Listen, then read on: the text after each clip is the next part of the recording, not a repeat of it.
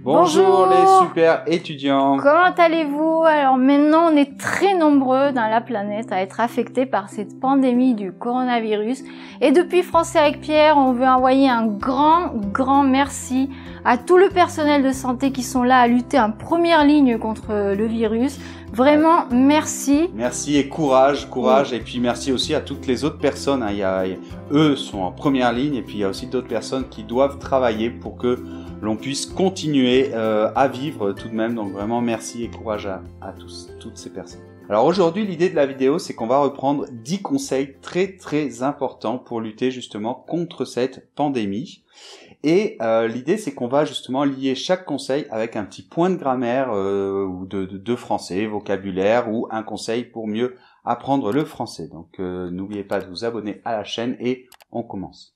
Premier point, c'est le confinement. Et oui, il faut rester chez soi. Dans beaucoup de pays, l'épidémie s'est trop répandue. Maintenant, c'est trop tard pour faire d'autres mesures moins strictes.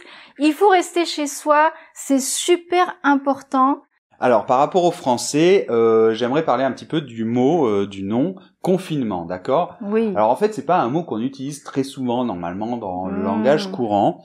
Évidemment, il a explosé si on regarde les recherches Google, la tendance. Oui. Ça a explosé depuis quelques temps parce que finalement, avant, il n'était pas très utilisé. Et puis maintenant, avec le coronavirus, il est devenu un petit peu comme à la mode. Et le verbe donc, c'est le verbe confiner. Oui, tout à fait. Alors là, on a des synonymes comme cloîtrer, qui vient d'un cloître. Oui, cantonner. Voilà. Et voyons des exemples. Oui, alors l'exemple, pour actuellement, on va dire confiner la population. Ça vous connaissez. Mais on peut l'utiliser d'une autre manière. Par exemple, on peut dire ce phénomène est confiné à l'Amérique latine, par exemple. Ça veut dire qu'il est propre à une zone qui est l'Amérique latine. Oui. Et je voudrais finir sur une petite note d'humour du chat de Philippe Geluc. Si vous connaissez pas, je vous conseille d'aller voir.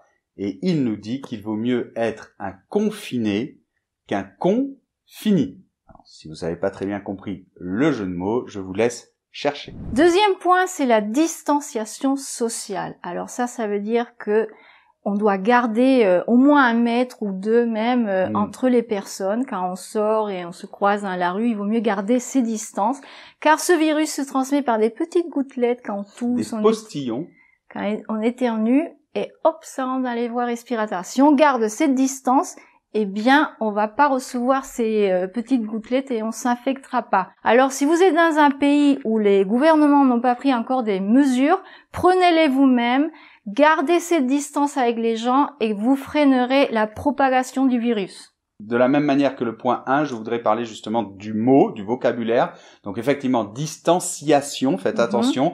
Évidemment, ça vient du mot distance. Voilà. Et c'est un mot assez technique qui est maintenant, actuellement, à la mode. On sait pourquoi. Mais si on regarde l'appareil dans les recherches Google, en fait, ça a explosé.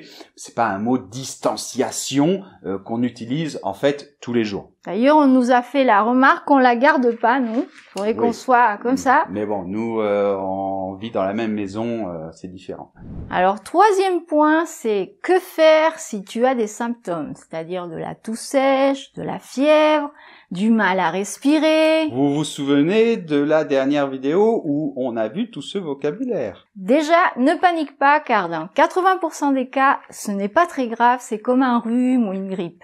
Et ensuite, le mieux, c'est de suivre dans chaque pays les instructions qu'ils ont données à la population. Souvent, les services sanitaires sont saturés, donc ils ont mis à disposition un numéro de téléphone où on peut appeler au lieu de se précipiter aux urgences. Alors, par rapport au français, ce que je voulais dire, je voudrais revenir sur les verbes comme appeler quelqu'un ou téléphoner à quelqu'un.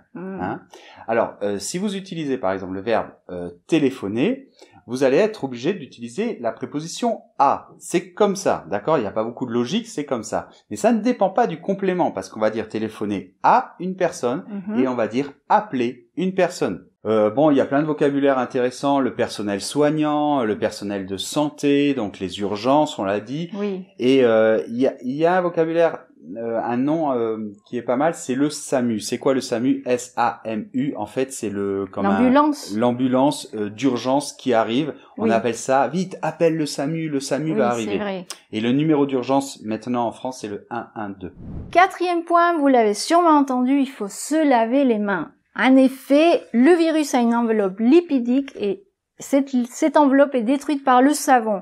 Donc lavez-vous bien les mains, ça évitera de se propager le virus si jamais ils sont dans la main, en se touchant les yeux, le nez, la bouche et tout ça. Alors là, au niveau du français, je voudrais revenir sur un point qui est terrible, c'est l'accord du participe passé. Surtout avec les verbes pronominaux comme le verbe se laver. Oui. Alors, si par exemple on dit elle, une fille, une seule fille, on dit elle s'est lavée. Et c'est lavé. Alors, c'est quoi? Ça termine comment, laver? Et, c'est-à-dire E accent aigu, ou E accent aigu avec un E supplémentaire? Moi, je dirais avec un E supplémentaire. Exactement. Parce qu'en fait, c'est elle a lavé quoi ou qui?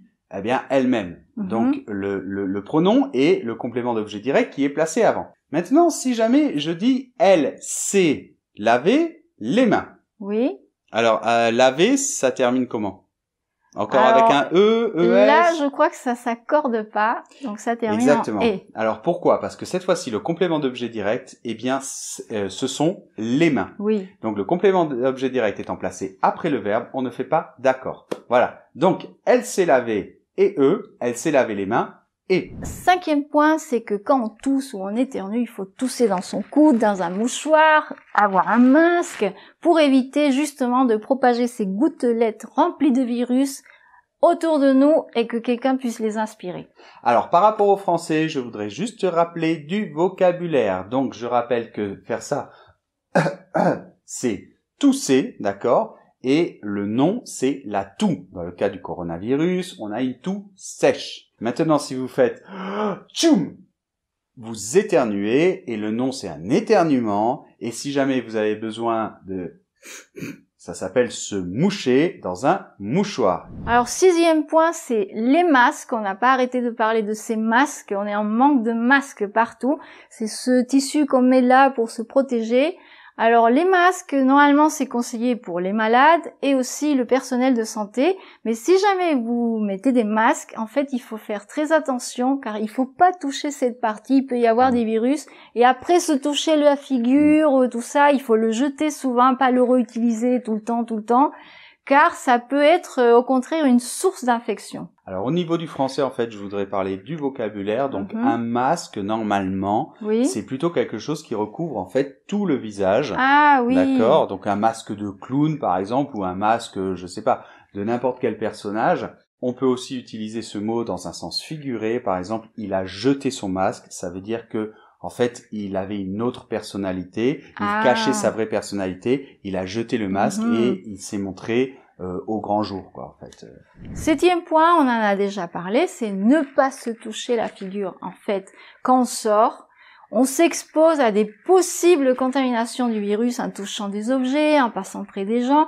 Donc surtout, pour pas s'infecter du virus, c'est ne pas se toucher le visage. Alors là, je voudrais revenir aussi sur le vocabulaire, c'est très intéressant. Alors le visage, c'est masculin, c'est cette partie de la tête. Quand on parle de la tête, c'est féminin, c'est toute cette partie du corps. Oui. Et un mot très très utilisé en argot ou en langage familier, c'est la gueule.